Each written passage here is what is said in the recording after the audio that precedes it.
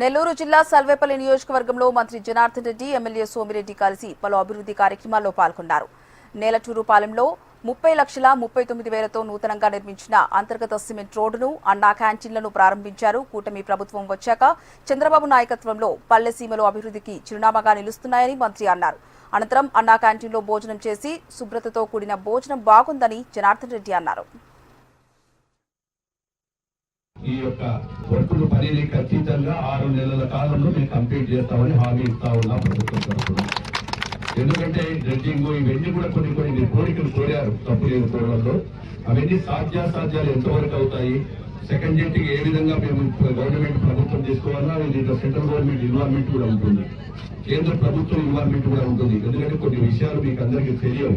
ఇప్పుడైతే ప్రామిస్ ఇచ్చినటువంటి పాతది పెండింగ్ ఉండేటువంటి డ్రెడ్జింగ్ కావచ్చు, ఇందాక కొద్దిగా జట్టీకి ఇక్కడ వచ్చే ఫెసిలిటీస్ అడిగారు, పైన కూడా కోల్డ్ స్టోరేజ్ అవి కూడా కావాలన్నారు. ఏవైతే గతంలో మేము చేసినటువంటి ప్రతి శాంక్షన్ లో అదే కూడా మా దగ్గర డిపిఆర్ కూడా కరెక్ట్ ఉంటుంది. డిపిఆర్ లో పెట్టిన ప్రతి పనిని కంప్లీట్ చేస్తాము.